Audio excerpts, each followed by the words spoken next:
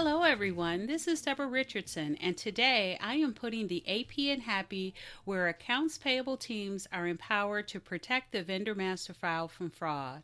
This podcast will give a voice to accounts payable team members by talking about the growing reality of cyber attacks in their world and which vendor setup and vendor management techniques they can apply to protect the vendor master file from fraud. Scenario: a vendor called in because their payment was not received. You research it or send it over to whomever does that on your team and found out that the payment failed because the bank account was wrong. Your vendor then says that they changed it on the invoice, and now both your vendor and your internal team member wonder why you didn't notice the change and request it to be updated. Was it really your fault? Keep listening.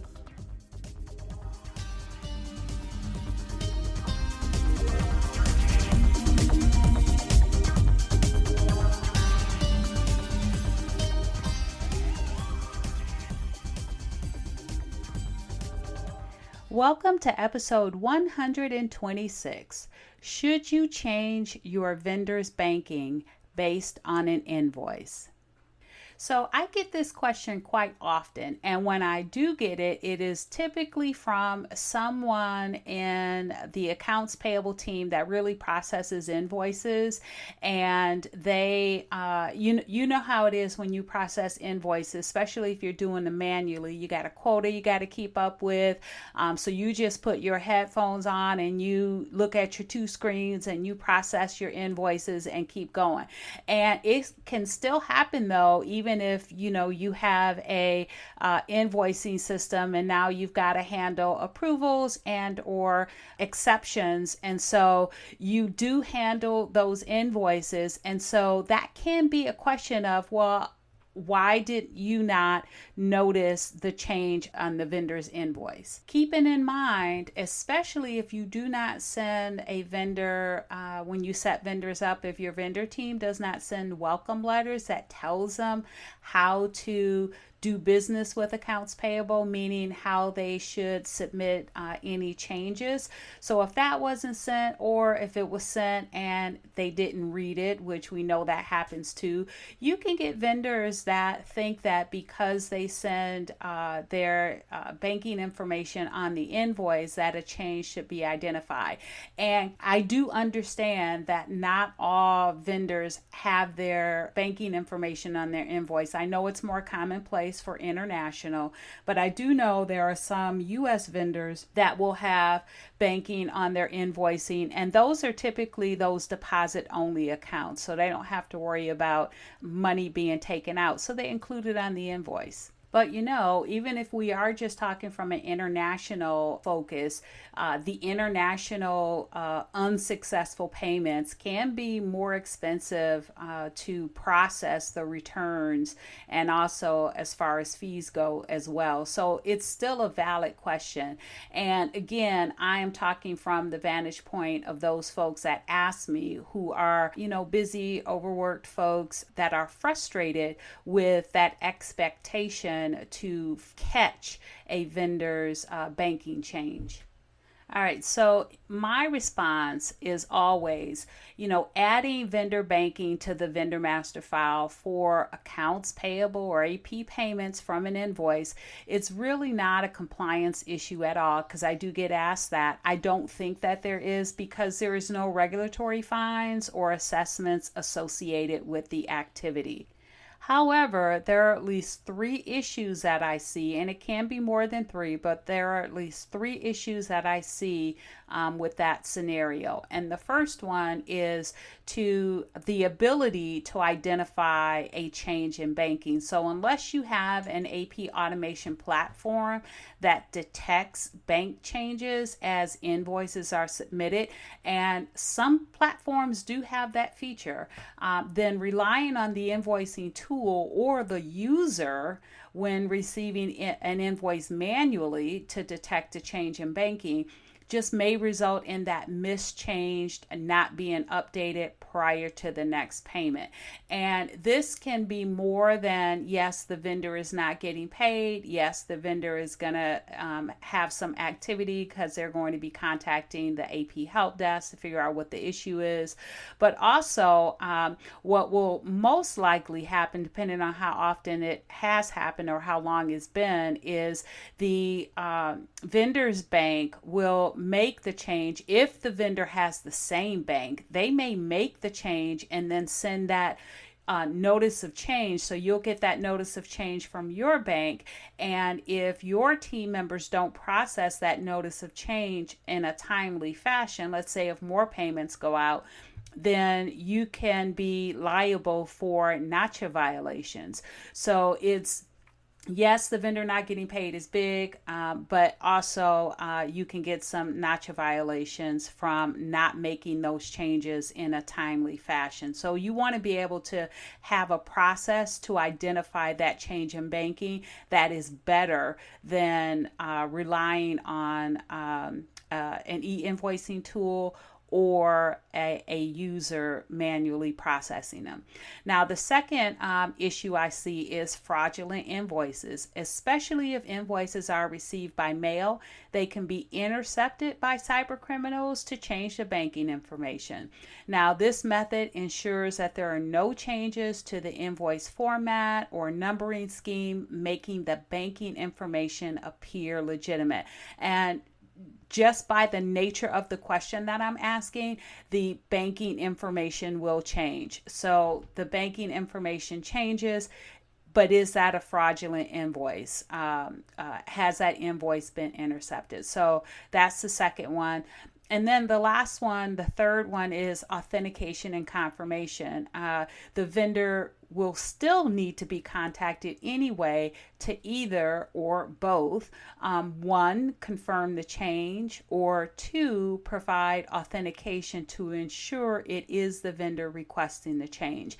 And you'll see that, and if you've listened to any of my podcasts, attended any of my webinars, I am always on the authentication of the data and authentication of the requester. And we'll talk about authenticating the data in the next section as part of the best practice. And so the best practices I have four is to have an existing vendor change process to update vendor banking separate from the invoice submission and collection process. So the first best practice is to require a company branded ACH form. I talk about this all the time, and what I don't have here is the expected first step, which is to authenticate the requester. So you need to require that company branded ACH form and only send it to the vendors that you have authenticated is the actual vendor. So you would authenticate the requester, they authenticate themselves, and you would then send them that company branded ACH form. Now, that company branded ACH form is authentication in itself, because on the form you need to require authenticating data such as the tax ID, the remit address, and existing banking. And then on top of all of that, only sending it to vendors that you have authenticated and requiring that authenticating data. Make sure you change it up every year, so that if you receive a prior year form, it can be a red flag for fraud, since you have not authenticated that person that is submitting the form, else they would have an updated form. So first best practice is require a company branded ACH form.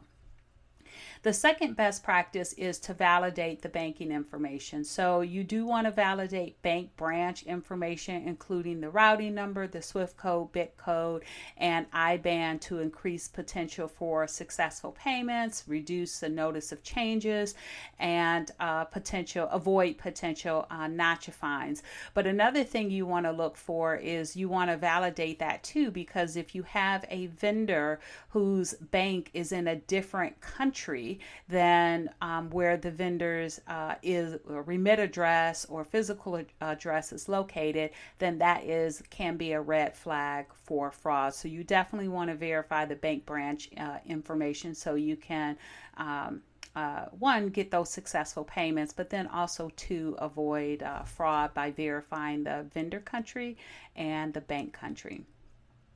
The next one is vendor or validate bank ownership, bank account ownership by matching the vendor legal name and or tax ID, depending on the method and solution, the service that you're using, to the bank account holder name and or the tax ID to reduce the potential for making a fraudulent payment.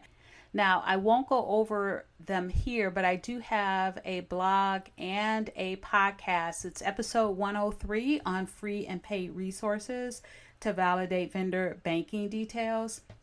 So you can check out episode 103, or I'll leave a link to the blog that actually does have the individual links to the free and paid resources that I talk about. So it's probably best to grab the blog on that. But if you're out for a walk and you just want to listen to episode 103, go ahead and take a listen to that and see if there's anything new that you didn't already know about. All right, so the next one, number 3, best practice, of course, is that confirmation phone call or email.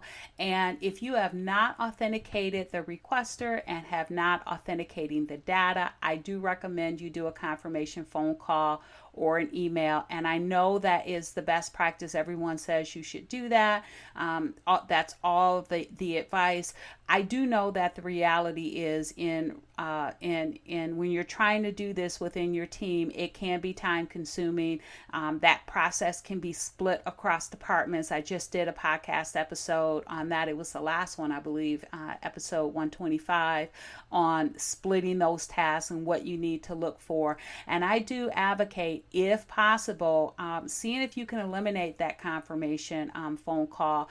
But in order to do that, you have to authenticate the requester and you have to authenticate the data.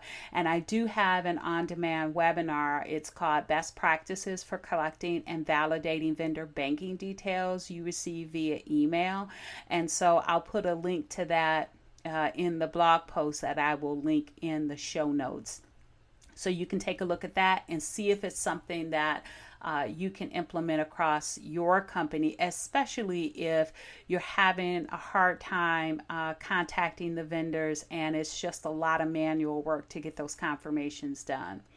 But in any event, that is a best practice confirmation phone call or email, and make sure you contact the vendor using existing contact information from the vendor record or from their website to confirm the change.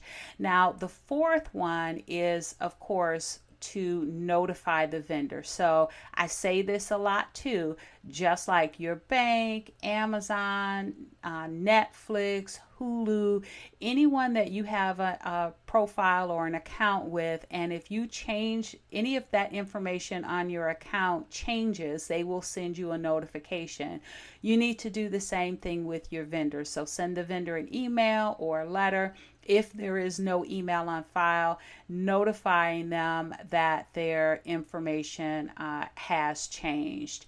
And make sure you include contact information for whomever they need to reach out to if they did not initiate the change. And if you send that out same day or within 24 hours, that can be a great way to identify fraud before it's too late to recover the funds. So make sure you do that notification to the vendor. And by the way, yes, I actually did say send the vendor an email or a letter. And that letter is for those vendors that do not have an email address on file. And so there may be times when you may need to send those manual letters out. Now, yes, that's going to take longer, but it's still a notification to the vendor. Again, just like Amazon, NetSuite, Hulu, maybe not them because they'll have your address on file, but there are other accounts that you know that you receive confirmation via mail, where they're telling you that your account has been updated. And some companies will do both. They'll send it via email and via mail. So it's not uncommon to send that confirmation via mail. Now, to make sure that your vendor actually does receive that letter from you, that the address is valid, here is a word from our sponsor of this podcast that can help you out, and you can have some free lookups. So listen up. On this podcast, I talk a lot about avoiding bad vendor data, and that includes vendor addresses. A tool that I personally use to validate vendor addresses is SmartyStreets. SmartyStreets is an online tool that will let you not only standardize U.S. and non-U.S. addresses, but it also goes further to tell you if the address is vacant, inactive, or only a P.O. box. With individual and bulk lookups, make sure you use SmartyStreets to validate your vendor addresses. Check out smartystreet.com/AP to get 250 free U.S. address checks today. All right, so if you haven't checked them out, go ahead and check them out. You can get 250 free address lookups for the U.S., and I think you can get that every month. So go ahead and check that out if you have not already. All right, so thanks everyone. I hope you enjoyed the 125th episode of the Putting the AP in Happy podcast, where accounts payable teams are empowered to protect the vendor master file from fraud. Don't forget to check the show notes for the links mentioned in the podcast. If you enjoyed this episode, consider subscribing and writing a review of my podcast on the platform that you use to listen. Stay happy.